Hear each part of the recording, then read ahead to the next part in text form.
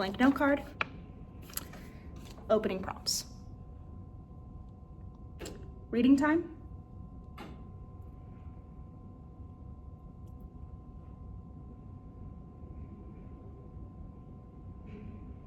Starting prep.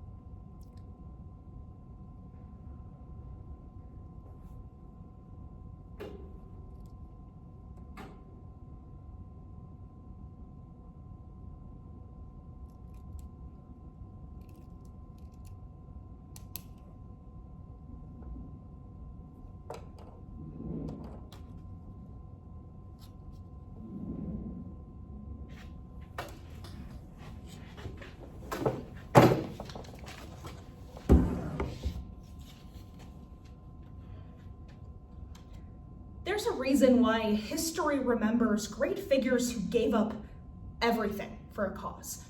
Take, for example, Martin Luther King Jr., who was arrested several times in order to fight a system that he believed to be corrupt and unjust, and ultimately was able to make huge headways for civil justice and progress. And there's a reason why we remember people like Martin Luther King over all others who fight for civil justice and other different progressive causes. And that's because we see them as being dedicated to the cause, willing to do anything for it.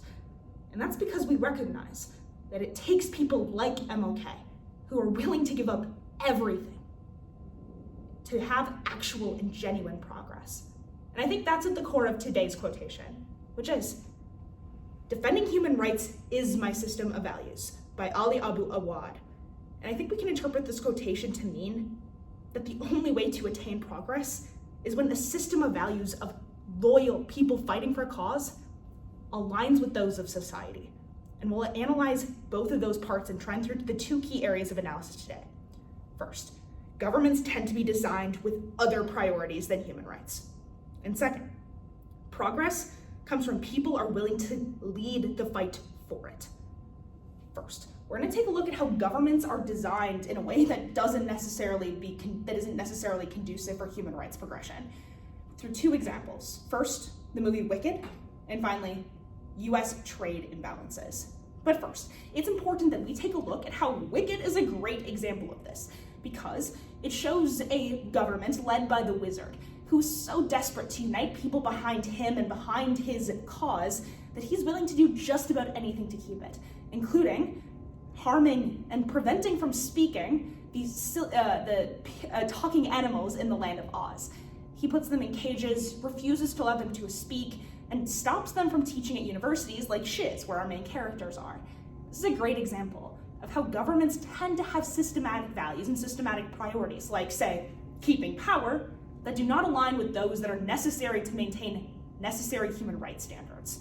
This is the first example. But second, it's important that we take a look at the US trade imbalances and our rhetoric for trying to bring back trade stateside. Because during the current administration, the main reason why the United States is trying to bring trade to the United States is in order to support domestic jobs. And while that's certainly important, it leaves out the human rights aspect and angle of it, which is that a huge amount of United States outsourcing goes to places where either child labor or unpaid labor or low-paid labor is used to build the products that we use every day, including probably the clothes I'm wearing right now. The fact that that is not our intention when we make trade balances, or we ignore it when we make our trade policies in other situations, is another key example of why the government doesn't necessarily care about human rights abuses, and if they do things against it, it tends to be because there's huge oversight in the implications of actions, which is why this supports the first reason, that the government is systematically designed to have other priorities. But second, let's understand why there has to be somebody leading the fight to change this. Because if the government doesn't have inherently good progressive values for human rights, or they aren't willing to fight for it themselves, then these causes need to have a champion. And we're going to see this through two examples. First, the Hunger Games, and second, Greta Thunberg. But first, the Hunger Games is such a great example of this because Katniss Everdeen is a character who's willing to give up literally everything, including the entire destruction of her home district, in order to progress a further, larger cause, which is deposing the human rights violations of the entire country, which is called Panem. Because Katniss is willing to be the Mockingjay, to fight against this society, to put her family and her friends on the line in order to get that, she's able to overthrow the dictator and to put into a new, more progressive system of government. But she was only able to do that by working outside of the system, being the singular champion of the cause and pushing it forward no matter what it cost her. A second example of this in the real world is Greta Thunberg, who is an amazing environmental rights advocate.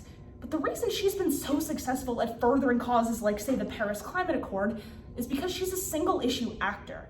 She focuses almost solely on the promotion of environmental security and progressing and helping the developing world with acclimating to a new environmentally conscious world. She's so successful because she's focused on this one issue. It's what she's known for, it's what she fights for, and it's the only thing she's known for. She is in many ways this symbol of international environmental efforts because she's singularly focused on this cause and refuses to back down on it. So we look back at my quotation today, which is that defending human rights is my system of values by Ali Abu Awad. We can agree with this quotation and interpret it to mean that we have to have progress in a world where systems of values align, and they don't just happen on accident, because governments are systemically designed to not further human rights, and second, they have to have champions to support them. So it's important that we celebrate the actors I discussed today and encourage them to continue their fight to promote human rights.